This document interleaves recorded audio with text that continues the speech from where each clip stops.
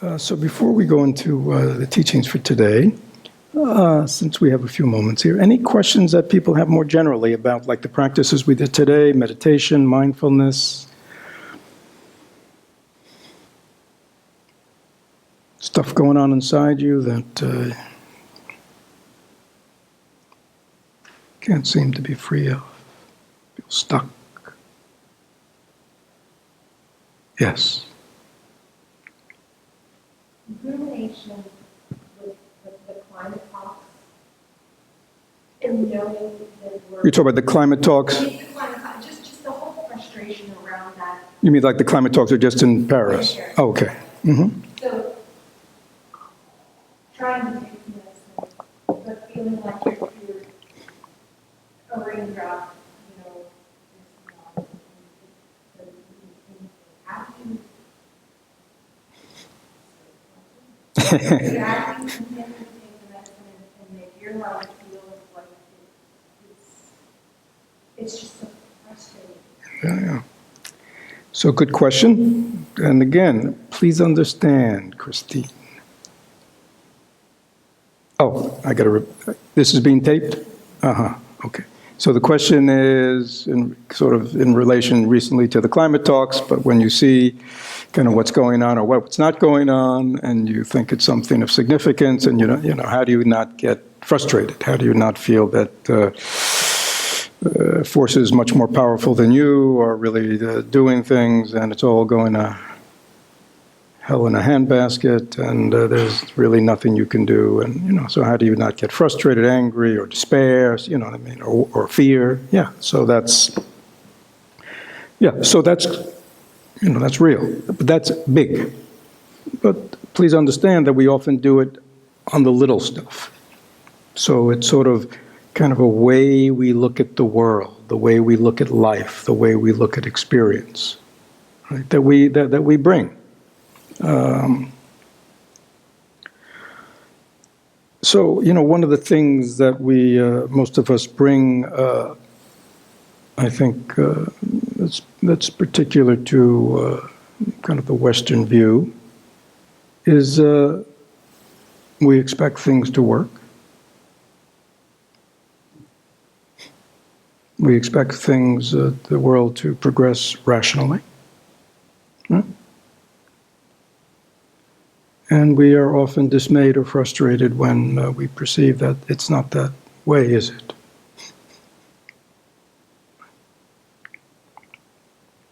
I mean, is there enough food to feed the world? Yeah. But why do so many don't have and so many do have? When,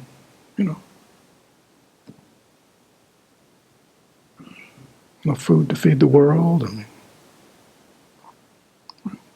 is there enough medicine that we could take care of most illnesses and treat them? Sure. On and on and on. Why don't we? It's so rational. So these are the kind of questions that we want to ask. We want to see, Christine, the big picture. Because if we don't see the big picture in this life, we'll get always caught up on the details. We'll get caught up on the day-to-day unfolding. And we won't, we'll see the trees, but we won't see the forest. We won't see the big picture. And Dharma is big picture. It gives us the big picture. It gives us the context.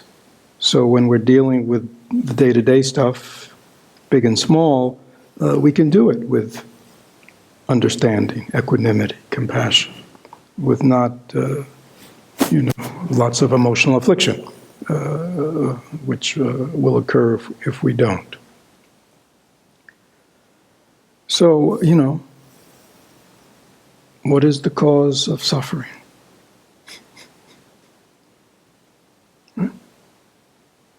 I mean, we might look at all the climate issues, but basically we're saying this is a situation that's causing suffering, and many people, or some people, believe will even cause greater and greater suffering to people, animals, plants, those who may be responsible for it, and those who just happen to be along for the ride on this planet. Yeah. So why is that? So we know Buddha himself was motivated by wanting to understand why is there suffering in this life.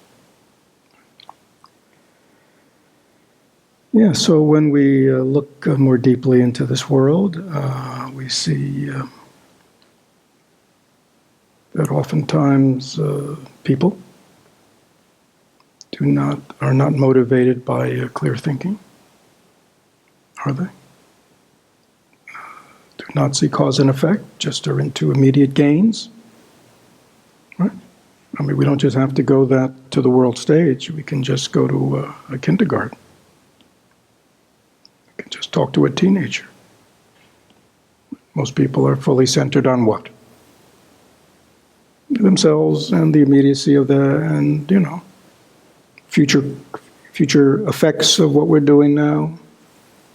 I mean, how many people even think that way? Small, right? I mean, so most people just are very much driven by their immediate goals. Some of them of some significance, like to feed themselves or to clothe themselves or to heat their homes. Other people just, by the pursuit of pleasure or wealth or power over. So this is what's going on. So when you kind of get, millions and millions and billions of people doing this, causes big problems, doesn't it?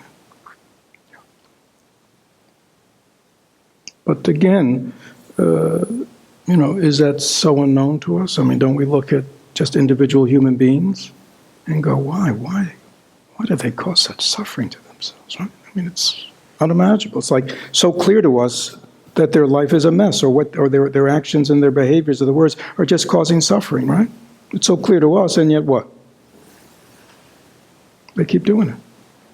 What's so clear to us? So it's, there's lots that can be said, but it's so the big view in Buddhism is cause and effect.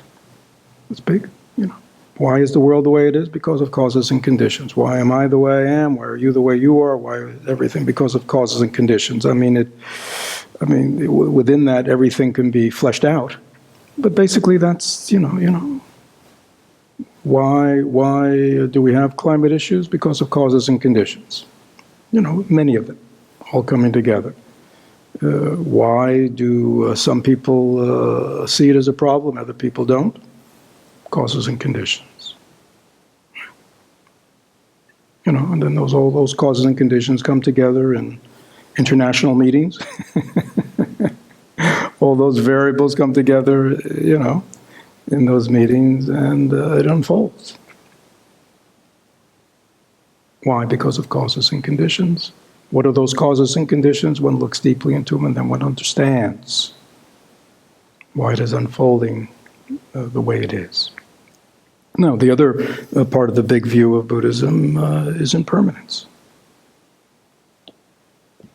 which is a good thing, right? It means, oh yes, I can understand the causes and conditions that have produced this situation, but I also understand that this situation is just produced by causes and conditions, and if we start making new causes, right, we can create new conditions. If we create new causes, we can create new effects. That's kind of how it all works. Oh, well, that's better. Because a minute ago I thought this thing was a static, solid thing. Oh no, it's all workable. So therefore, then the question becomes, what kind of causes can I begin to make in my life that will produce positive effects for this world? Beginning with me. Right? Can I, uproot within myself my own selfishness or my own just wanting to take care of me and my needs or my family's needs, and don't really look beyond that, don't want to see the bigger picture, the implications of what I'm doing, right? So can I, at least I can begin with me, right? Which is is often the last place we want to begin. So much easier wanting to change everybody else. But, can I begin with me? To make sure, because I understand that the attitude of these groups in the world that are doing these things, those are all made up of individuals. Right, and that short-sightedness, that narrowness, that greed, that whatever, that indifference to others, are all human traits. So at least I can make sure that I am freeing myself from them, okay? So I can become a different kind of human being in this world. So that's something I can do immediately. Now, but then. I want to act, let's say. So what kind of actions can I do? Outside of, myself, my family, in the world, that will begin to move the world in a new direction. So I don't feel helpless.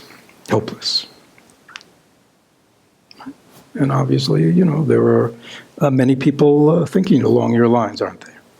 And there are many people doing things. And so, each of us need to find, what that is for us.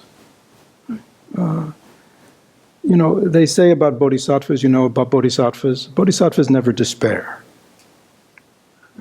Because they're not attached to outcome. Do we know how this thing's going to play out? No. I mean, we don't even know that if all of a sudden, the world woke up, and the climate deniers and all the others and the oil companies and all that all of a sudden went, wow, let's create a sustainable world. Do we know that that's going to reverse everything? We don't even know that, do we? Yeah. So we don't know how it's going to play out. But the important thing is that is our aspiration. And our caring, and our wanting to make this a better world. But we can't control everybody, can we? No, it's unfortunate.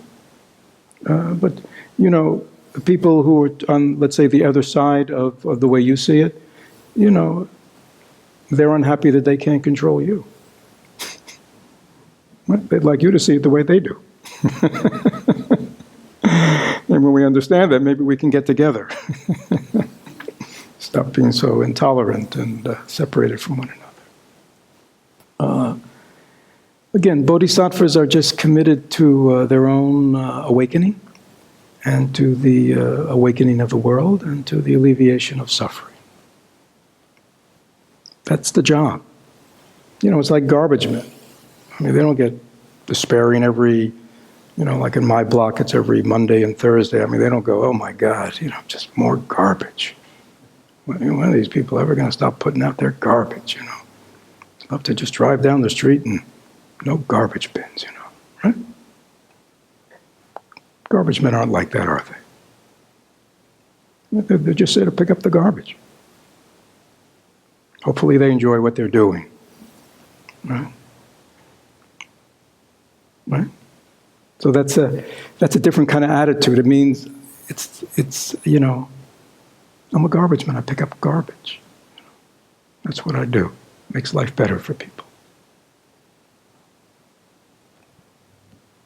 So it's that kind of, the Bodhisattva has that kind of way of just wanting to be of service to suffering people.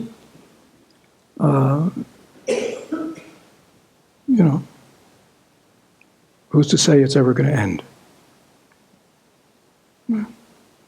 This crazy world of ours. I mean, as soon as we've solved one problem, we've created 25 others. I mean, it just seems to be the way of it, isn't it?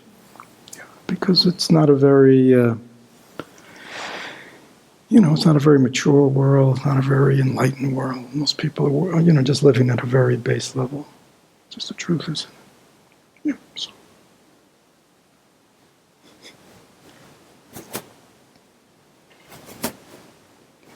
Any other questions about practice of Dharma? Yes, John.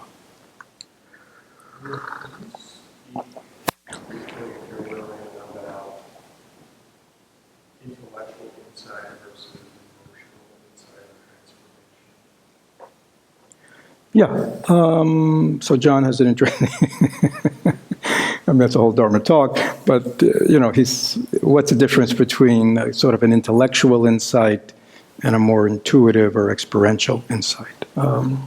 Yeah. So in Buddhism, there's a place for both. But obviously, it is believed that it is the experiential or direct insight which is more transformative. It doesn't mean that conceptually, intellectually, beginning to see things differently, right? To understand things differently. One cannot make significant shifts or changes in life, right?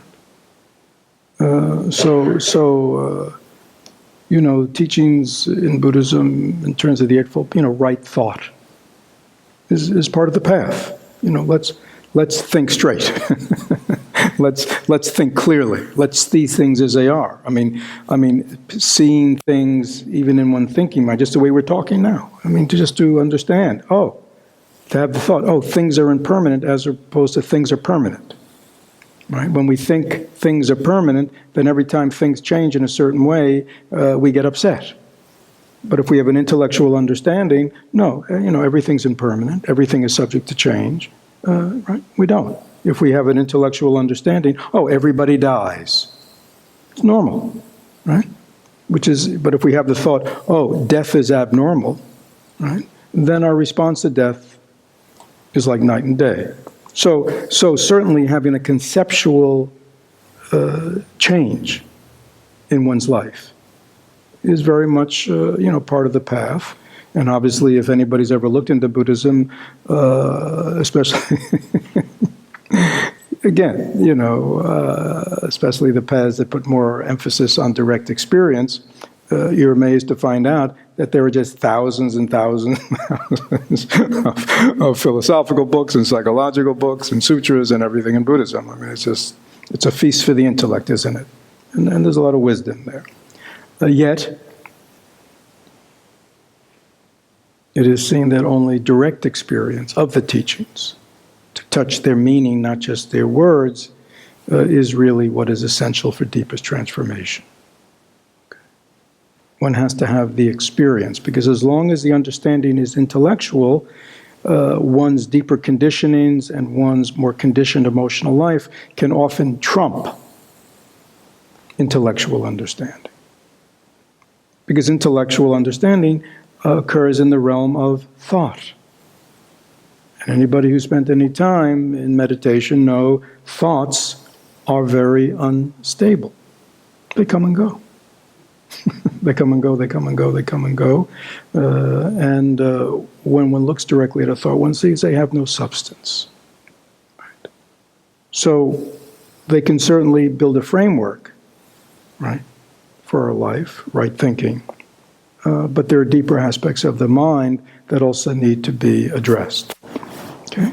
So that is why in traditional Buddhism, to have study, right, and to kind of use, you see, this mind of ours in Buddhism is greatly prized.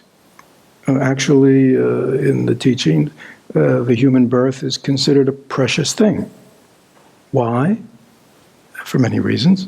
But one of them is that we have this incredible mind. Right? Not just our Buddha nature, but we have a mind that has these incredible capacities for understanding and logic and analysis, right? That most other sentient beings, such as other animals, don't have. In other words, we can ask questions about our situation, right? Or we can think about cause and effect. If I do this, where's this going to lead to? That's kind of using our logical, analytical qualities, right, to understand things. We can investigate matters. what really is this? What's really going on here? I mean, this is function of our, we might say, of our analytical logical aspect of our mind. So it is really a precious gift that can be used to help liberate us from our suffering. But again, most people don't use it. We use our minds to just fill it with garbage. Right? Just pour more and more information in, or we just see things in very skewed, we just misperceive situations and we think our perceptions are true, all that kind of stuff. Again, learning how to use our mind, and again, our ability to see clearly, to understand things clearly, right? To ask the question, is it true? When we have some sort of thought or perception about someone else or ourselves, or situations, right? So like I said to Christine, is it true that we can't make significant changes in terms of reversing global warming? Is it true that we can't? Yeah, so it's not true, is it? Yeah. I mean, so we're capable of asking questions of our emotionality to show it that its perception of a situation is not accurate.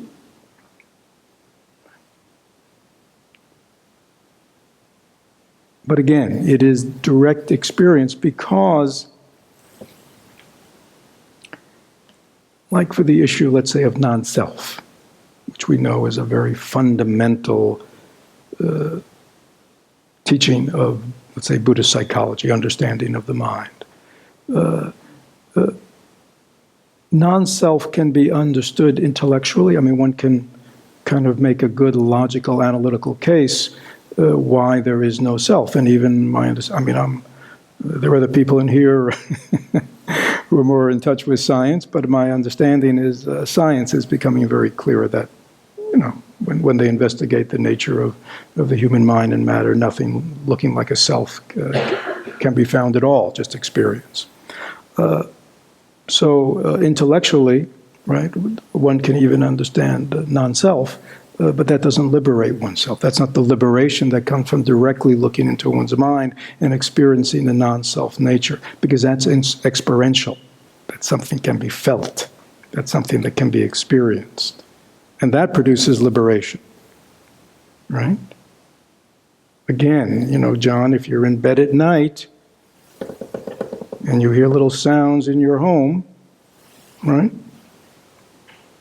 You might think there's an intruder, right? Or you might say to yourself, oh, there's probably not an intruder, right? But the truth is, the only way you're going to know it is what? Investigate. Otherwise, you're laying in bed, making your best guess, right? Okay. But if you want to know, you're going to have to get up and look, right? And when you do make a thorough search of your house and you realize there's no intruder, then your relaxation is natural. You don't have to think your way into it, do you? Oh, just naturally, right? There's nothing there.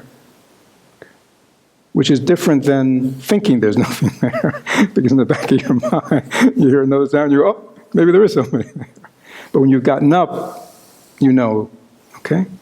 It's that kind of knowing. Knowing because you've looked for the self and you know it's not, nothing is there. Even though it may appear that way. That's liberating at a deeper level. I mean, we can say, thoughts, they come and go, blah, blah, blah, blah, blah, blah, blah, blah, but that's just a what? A thought. A thought about a thought. Can you see how it keeps going around in a circle? But one has the meditative ability to look directly at a thought and really see how immediately they disappear. Then one has a direct experience of the empty nature of thoughts, which is different than just thinking. They're not solid. Right? So does that? Yes. Okay. Thank you, John.